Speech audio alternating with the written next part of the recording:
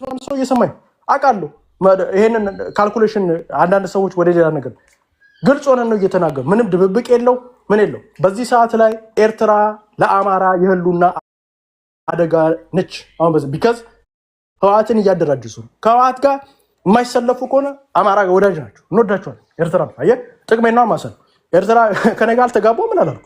ጥቅሜን ሳሰላ ኤርትራ ወዳጅ የምትሆነው ህወሓትን ጥላ የምትመጣ ከሆነ ይሄን ትርክታቸውን ይሄ የ3000 ዓመት ታሪክን የውሸት ታሪክ ነው ተረተረት ነው የሚለውን አቁሙ። አማራን ለማገዝ በመሳሪያ ብቻ ለማገዝ የሚፈልጉ ስማ፣ በዚህ ሂደት ውስጥ የተሳሳቱ ትርክቶች ካሉ እያከምን እንሄዳለን። ችግር የለበትም። እንዴ ሰው ነው እሱ ያለውን ነገር መታረም ካለበት እንታረማለን። ችግር የለበትም። እኔ የምልህ ያለሁት ጽምዶ ለሁላችንም በነፊት ነው ብዬ አስባለሁ። አንድ ነገር ኢን ኮንክሉዥን ግን ማለት የምፈልገው ይሄንን ብዬ ዘጋዋለሁ። ጽምዶ እንዳይቀለበስ ተጀምሯል። ጽምዶ አይቀለበስም። የትኛውንም ኃይል መጥቶ ሊቀለብሰው የሚችል ፕሮጀክት ሚኪ አሁን ይኸውልህ እኔ ትልቅ ስራ ሚኪ እየሰራ ያለው ልንገርህ። ሚኪ አንድ እቺን ብቻ ልንገርህ። ሪጊ ትልቅ ስራ ሚኪ ተኬ ሚኪ የሚገርም ባይ ዘ ወይ እኔ እንደሱ አክቲቪስት የኤርትራ አክቲቪስት የወደድኩት የለም። ባይ ዘ ወይ በፌክ አካውንት ጊፍቱን ላሰጥቻለሁ። እግዚአብሔርን ትናንትና ጊፍት የነበረችው 1200 ጊፍት ነች። 500 ምናምን ጋኔ ያወረድኩለት እኔ ጊፍት ለምን እንደሰጠሁት ታውቃለህ? ማን ነው ሚኪ? መጀመሪያ ሚኪ ተኬ ነው። ለምን እንደሰጠሁት ልንገርህ። ለምን እንደሰጠሁት ለምን እንደወደ የእሱን ፖለቲካ የምትል ፖለቲካ ጠምዶን እሱ ነው የሚያፈርስል።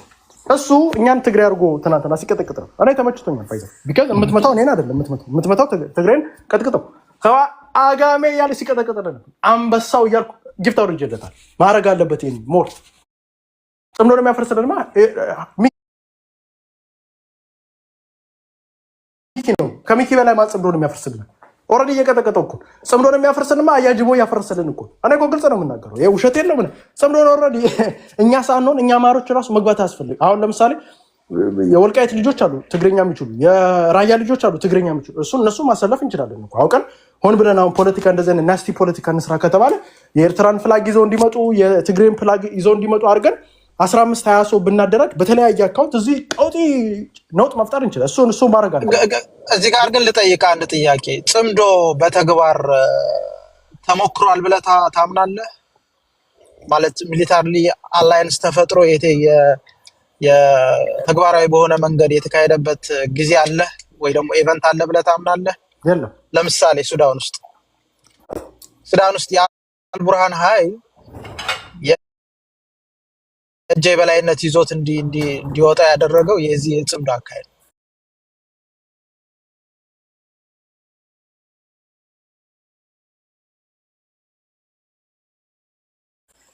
የአማራ ማህበረሰብን ምናልባት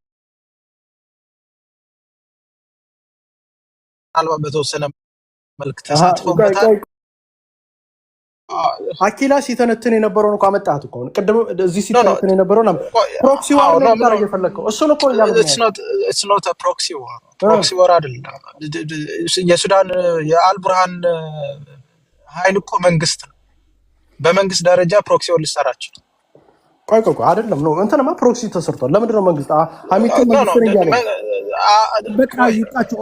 አንዴ አዋራኝ አንዴ ልናገር። አሁን ያልክ ነው። አንዴ ላውራ። በአብይ አህመድ አማካኝነት ፕሮክሲ war ሊሰራ አይችልም። ግን ሱዳን ውስጥ የነበረውን ሱዳን ውስጥ ፕሮክሲ war ነው እየተደረገ ያለው እኮ አይደል? በሀሚቲና በእንትና በኩል ፕሮክሲ war ነው እየተደረገ ያለው አይደል? ኖ አሁን ምንድነው መሰለህ ፕሮክሲ war የሚባለው የውክልና ጦርነት የሚባለው መንግስትን የማይወክል አካል ተፈንጭሎ ሲመጣና እሱ የጦርነት ሲያደርግ ነው። እሱን ሳፖርት የምታደርግበት መንገድ ነው ፕሮክሲ war እኮ።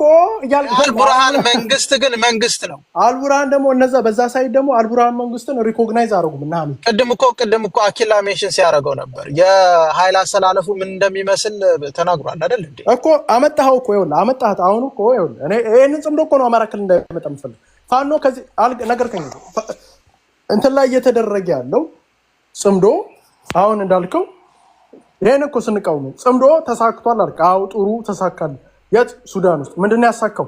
የራሳችሁን የምትፈልጉትን ኃይል ወደፊት ለፊት አውጣችሁ ምን በፕሮክሲ ጦርነት ማለት ከጀርባ ሆናችሁ ወይንም የተወሰነ ሰራዊት አልቡርሃን ውስጥ አስገብታችሁ በፕሮክሲ war ነው አይደል? ሌላ አልቡርሃን መንግስት ነው አይደለም። ሐሚቲ መንግስት ኖ መንግስት አይደለም።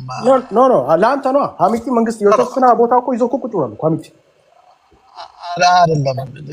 በመንግስታዊ አወቃቀር ሂደት ውስጥ ትልቁን ስልጣን የተሰጠው አልቡርሃን ነው።